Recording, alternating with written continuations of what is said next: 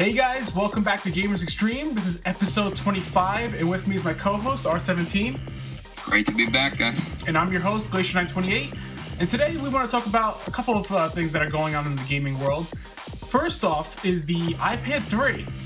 R17, what are your thoughts on the iPad 3?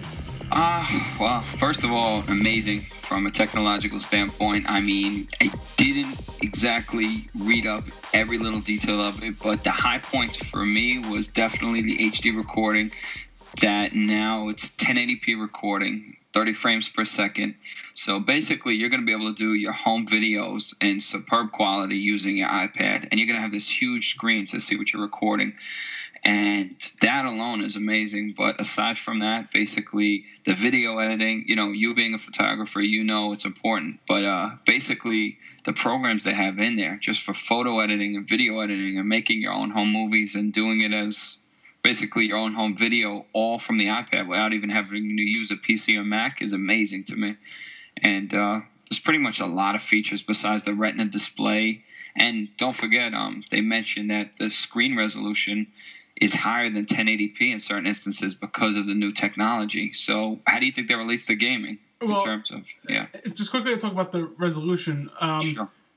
For those who have the 1080p displays, it's a 1920 by 1080 that really displays that full 1080p HD. Right. The iPad is going to be 2048 by 1536, which is essentially 1.5 times more resolution than the 1080p TV. Right. So it's pretty wild to see that they're going to be able to show that Retina display on such an upgrade. But what's interesting is that 1080p you really don't see unless you have, and now correct me if I'm wrong, a 50-inch TV? Pretty much 40s and higher. So, I always try and tell people if they're buying TVs, don't buy a 1080p 32-inch or a 25 or whatever the inch is. If you don't have 46 or up, you're really not going to appreciate a 1080p. Not to say it's not true 10. It's just not. 720p is more than fine for pretty much 30 and 40-inch TVs. 1080p is great when you have to really stretch out the image to 50 inches and 60 inches. That's when you'll appreciate it more. So. And that's what's funny, because I look at the iPad 3, and it's amazing the resolution that they got on this 9.7-inch screen, but I don't feel like you're going to be able to really appreciate the resolution. I feel like it's just an unnecessary amount of resolution on a small screen. Right. The only thing I think you'll appreciate is the 1080p video recording. When you transfer your home videos to a TV and then it gets blown up on a TV. I think that's going to look really impressive. Yes, that'll be very cool to check out. But as far as the iPad 3 goes in the gaming aspect, Epic Games is the one company right now that's really pretty much praising it, saying that if the current companies today don't step their game up in terms of gaming, in terms of the resolution aspect, that Apple will actually succeed in being more of a gaming platform. I have to strongly disagree with Epic Games on that. I know they really love their Apple product and doing like Infinity Blade for the iPad and iPhone and showcasing what their Unreal Engine can do on there. But bottom line, the iPad and the Apple in general is not a gaming company. The iPad is cool for more casual games, but realistically, the more hardcore gamers are for the current consoles today. And I really don't think we're going to lose that anytime soon, to be honest. No, I don't think, just to say that, I don't think anytime soon. I am interested, though, in that A5X graphics card, and basically that card in general. It's not just a graphics card. It's the card that powers the iPad. Supposedly the visuals are supposed to be really impressive for that. So I want to see what the graphics are going to be, if it's going to be this generation or last generation. I'm thinking, though, it's going to be early this generation, the way they're going to make the graphics look. So I think it'll definitely bring more hardcore gamers as opposed to the last generations where it's really just all casual games. And to pretty much go into it, a lot of people, I don't want to say everybody, but a lot of people like to use their iPad for games, for casual gaming. Me personally, I hate having to fully utilize touchscreen without any other option, just because I hate when my fingers are actually kind of blocking the screen. Not so much on the iPad, but like on the iPhone or the Android devices. Your fingers just cover like half the screen when you're constantly pushing the touchscreen buttons on there. Right. However, the one platform that nails it, and absolutely nails it, is Sony with their PlayStation Vita. I just got that day one. I've been playing it nonstop, and at first I was a little skeptical about how the touchscreen was in the front, because I didn't know how heavily developers would utilize that touchscreen to the point where maybe it'd be like an iPhone or an iPad where I have to constantly use that the whole time. But in terms of a portable gaming platform that gets a mixture of touchscreen and using traditional controls as well, the Vita nails it. And I can't even stress enough how awesome that system is. I mean, you just checked it out yourself. We showcased it to you. Oh yeah, absolutely. And this is coming from you. You weren't excited about the Vita at all. No, I wasn't excited at all. I kind of abandoned the handhelds last generation, and first the 3DS brought me back. I purchased that, and I definitely know I'm going to purchase the Vita in the future, because both of them, but more so the Vita, because it has a stronger lineup of third-party games so far. But just technological, all the aspects of the Vita is just really impressive. And, I'm a tech head, so I love anything new. And the Vita just really had some features that I really enjoyed. And I could see spending countless hours shutting off my home consoles to just play with the Vita for a little bit. So it's great. Yeah. I mean, in the games, the visuals, everything about the system is just... I could actually sit here and spend more than an hour just talking about everything the system can do, why it's so amazing. Right. But we'll save that as another discussion. Bottom line is, though, when I see people getting excited about the iPad 3, I'm like, yeah, it's actually really cool. I'm actually very impressed with all the resolution upgrades and stuff of the sort. But when they talk about gaming on there, I can't take that seriously. Yeah. I just kind of laugh at that, because I'm just like, yeah, you know what? I know people who actually don't play games, but then they go to the iPad to play their casual games, and that's all they are. Right. Then I start laughing when I hear that they have hardcore games on there, or they have some of the console titles try to get put on there as a hardcore game. And I don't know. Maybe call me old-fashioned. I'm just not sold on 100% touchscreen. I like I said, the Vita does more 50-50.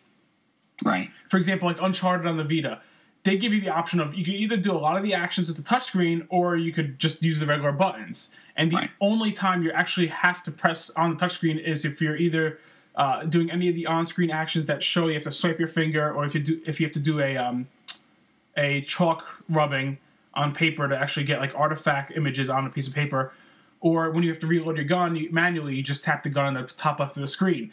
But nothing that's actually obtrusive to what's happening on screen. So, it's that's why I look at how the Vita is actually, to me, the future of handheld gaming and not the iPad. Right. As some people say. I know there are some of you that will say that nobody ever said that, but believe it or not, there are a good portion of people who really believe that Apple's in the market of gaming, and to the point where they can compete with Sony, Microsoft, and Nintendo. And realistically, they don't, if you think about it. Because, hardcore gamers that kind of grew up with the consoles and with, Sony, Nintendo, and Microsoft, they know where they're aware of their market.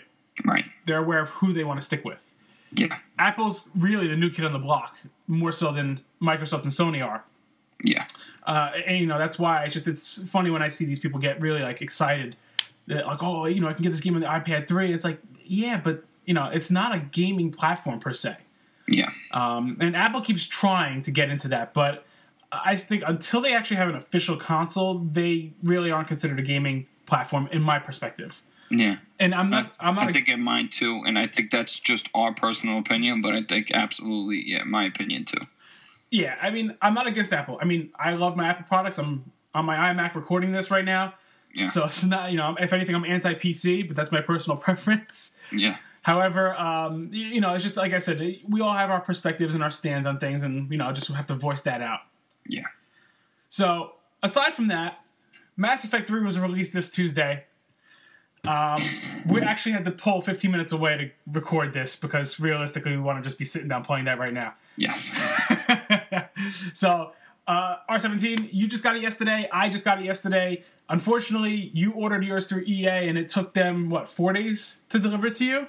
Yeah, unfortunately, long story short, I had ordered Mass Effect through the EA Origin store because I wanted my N7 Collector's Edition.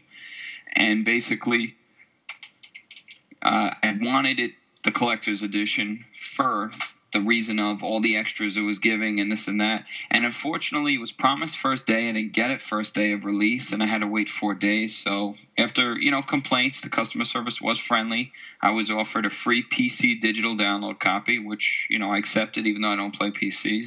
Luckily, I have a brother who does. Aside from that, I'm about 5 hours into the game now. And Glacier, would you say you're around the same time? Yeah, actually, I just saved. I was at 5 hours and 18 minutes. Okay, and I don't want to sound crazy and off the wall, but I just can't really contain my excitement too much about it. And I've been playing Mass Effect basically since the first one, and I got into it late. I got into it after the first one came out, like 2 years later. I got into it, and unfortunately, I didn't start from the very first beginning. But I did play all. I'm playing all 3 now, and it's just so crazy to see how this trilogy is winding up and how interconnected and how the storylines. And, I can't even imagine, Glacier, when you look at the detail, you started from Mass Effect 2, the work that must have been put in from a writing aspect of all these storylines about all these histories of these different races and how they intersect and their backstories. It's just, I haven't seen that in any game where the stories were that deep that this must have took them years to write this out. Not months, this took years.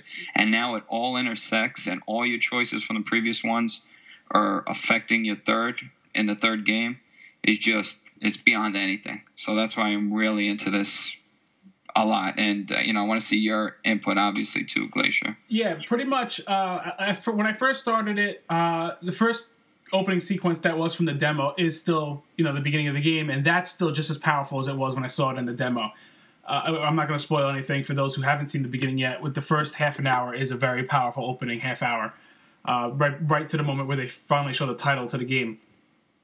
And from there, the game, I was trying really hard to get into it at first, because for some reason I think I just had this affection with the second one so much. Right.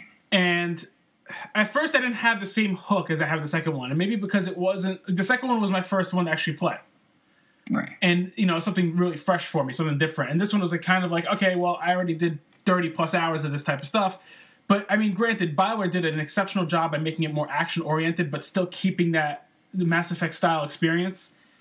But pretty much, as I stuck with it for another hour, that's when I got really hooked into it. It took a little bit to get into the vibe of things, because again, you have different characters you try to, that are on your team. They're not the same characters from part 2 at this point yet, though. So that's why it was just that whole getting into the feel of it. But after getting into it, like I said, I honestly just want to get back to it. So the game is amazing so far. Definitely stay tuned for our review. I mean, our other staff member, Argus9, he's been at it since 10 a.m. Tuesday morning, and I don't think I've ever seen him get off the system. I don't know if he's still alive. So man. Either way, stay tuned for our Mass Effect 3 review. We'll all try to... I know Argus9 will be covering the main review, while R17, you'll be covering the second opinion. Right. And if I can complete it in time, I'll be pitching in my third opinion, and it'll be kind of all three of us pitching our ideas to the game. With a game that size, I don't think it's unimaginable that you're going to have more than 1 or 2 people putting their 2 cents into the review, because it's just that type of game. Right. Yeah, absolutely. So pretty much those are our thoughts on the iPad 3 and Mass Effect 3. So, definitely feel free to voice your opinions, what you guys think. We're always curious to see what you guys are, feeling about this stuff, and we like to get back to you to give it that nice communicative feel to it. So, again, I'm your host, GlitchNet28. R17 signing out. Have a great week, guys.